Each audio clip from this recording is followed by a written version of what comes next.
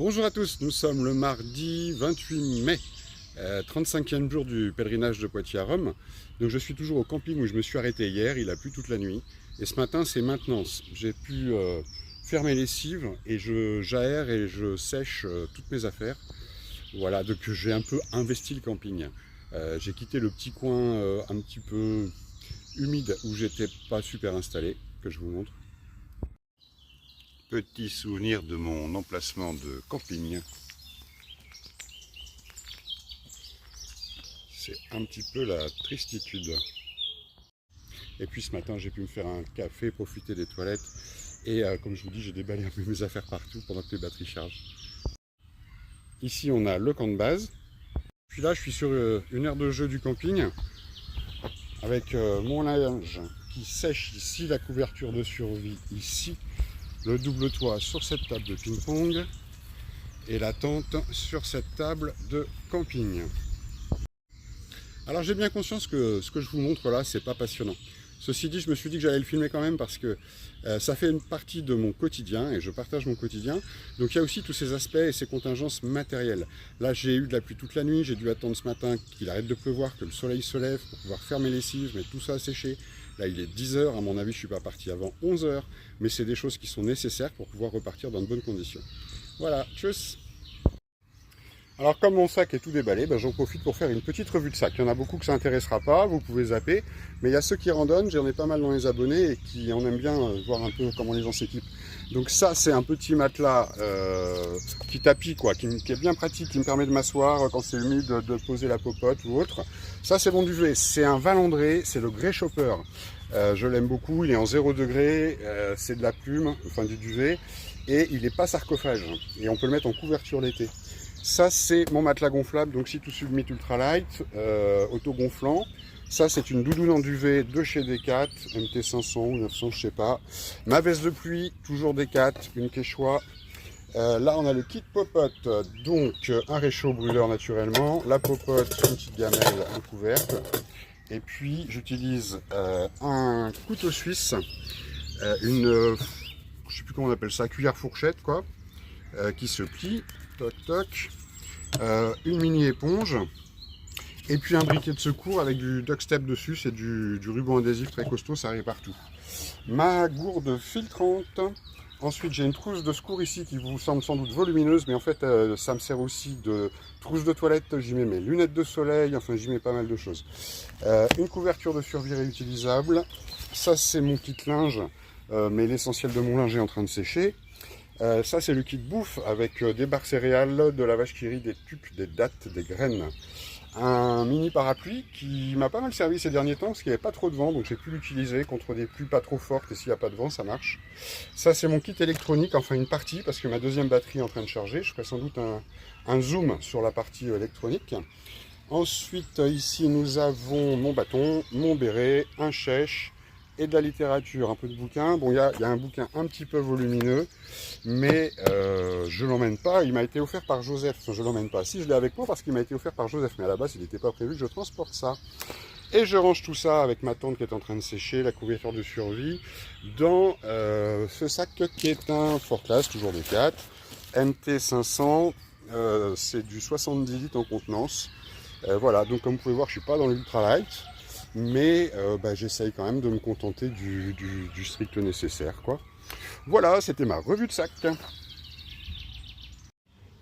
Ça y est, je suis prêt à partir, tout est dans le sac, y compris la tente que je ne vous ai pas présentée tout à l'heure. C'est là encore une Fort Class MT500, elle est relativement commune et connue. Donc un sac qui, vous voyez, j'ai bien besoin de 70 litres, il y en a qui voyagent avec des 35 litres. Donc moitié moins, ils sont beaucoup plus minimalistes que je ne le suis. Ça coûte plus cher aussi en matériel je crois. Quoi qu'il en soit, si vous avez des questions, des conseils, des remarques, n'hésitez pas à m'en faire part en commentaire. Si vous souhaitez que je fasse une revue plus détaillée, je m'interroge un peu sur l'intérêt. Ça peut être chouette, ceci étant c'est du matériel relativement commun quand même. Hein. Comme vous avez pu voir, je m'équipe beaucoup chez Decathlon, je trouve qu'ils ont un rapport qualité-prix qui est tout à fait imbattable. Tchuss! Paris Match fait une et de la pub pour son numéro consacré au grand retour des pèlerins pour la Pentecôte à Chartres comme sur les chemins de Compostelle. Je m'en réjouis, mais c'est un petit peu comme si c'était venu d'un coup, alors que ça fait des dizaines d'années que c'est en cours. Je suis à la chapelle de Chasles, qu'on va aller visiter juste après. Et il y a un super lieu de bivouac là, pour ceux qui repasseraient par ici. C'est au calme et il y a des toilettes publiques. Nickel. Nous voici à l'église Saint-Vincent de Chasles-les-Eaux, une église 19e que je trouve assez remarquable, notamment du fait de son chœur, avec une fresque contemporaine où on voit nettement les 12 apôtres en bas, Jésus-Christ là-haut couronnant Marie. Le tout forme un bel ensemble, je trouve. Il y a 2 chapelles latérales, l'une avec une statue de Saint-Vincent, je présume, et la seconde avec une statue de la Vierge. Petite prise de vue à l'extérieur et on continue le chemin.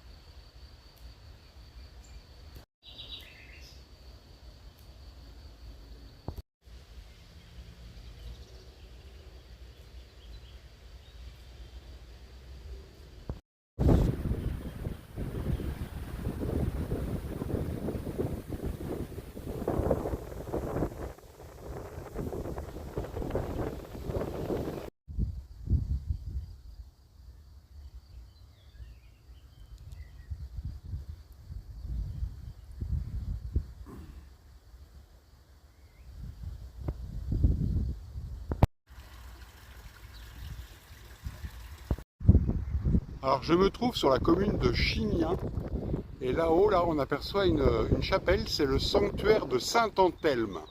Et Saint-Anthelme, il en est souvent question ici, il est souvent présent, représenté par des statues, notamment dans les églises de la région. Donc je ne sais pas qui c'était, peut-être un saint évangélisateur des débuts de la chrétienté en France. Alors je suis chemin des Bouillettes, toujours à Chignien, c'est l'ancienne route des pèlerins. Voilà, donc je réactive la chose. Je m'approche de la commune de Miance. Je suis au bord d'une nationale. Et tout à fait au bord de cette nationale, il y a une toute petite chapelle qui est ouverte, dans laquelle je me trouve, avec un vitrail qui est du XXe siècle, hein, avec Notre-Dame de la Route. J'en parle pas, pourtant je fais de nombreuses rencontres tous les jours. Nombreuses, 4-5 par jour, quoi. Et généralement intéressantes. Il y a plein de gens super un peu partout, des gens gentils en tout cas. Là, aujourd'hui, j'ai vu un couple du pays, là, qui m'ont expliqué les sommets du coin. On a discuté un moment avec un autre randonneur, enfin un promeneur plutôt, ancien maire d'un village de Savoie, Lens quelque chose. C'est pas Villard de Lens, c'est Lens, je sais pas. Voilà, intéressant. Et puis là, tout à l'heure, il y a 2 Tibétaines qui sont venues me voir. Des Tibétaines, nos sommets doivent leur paraître bas. On a discuté, c'est un grand mot parce qu'elles ne parlent pas français, moi je parle très mal anglais, donc on s'est débrouillé comme on pouvait en franglais, quoi, avec les mains et tout. C'était sympa. Et j'ai repris mon chemin et je sais pas, un petit quart d'heure après, il y en a une des 2 qui est arrivée à vélo pour m'offrir un trèfle à 4 feuilles. Ouais, je trouvais ça trop sympa. Alors du coup, je l'ai filmé, je vous montre. Name is Wangmo. Alors je suis avec Wangmo qui vient du Tibet et elle m'offre un trèfle à 4 feuilles. C'est trop gentil. Merci Wangmo.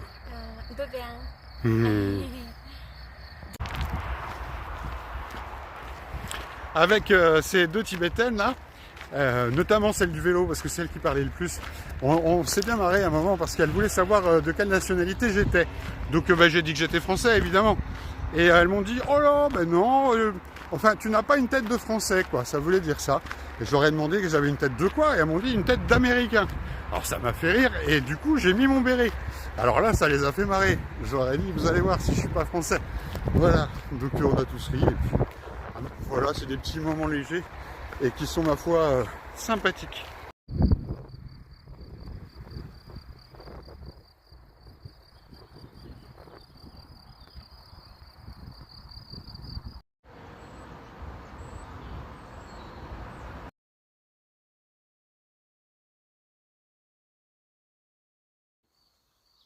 Il est 20h45 et je crois que j'ai trouvé mon lieu de bivouac.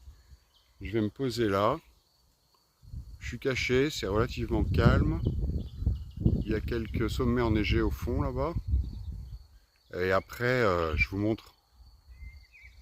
Boum, je suis derrière ça en fait. Alors c'est pas très joli, mais ça a l'avantage de me cacher.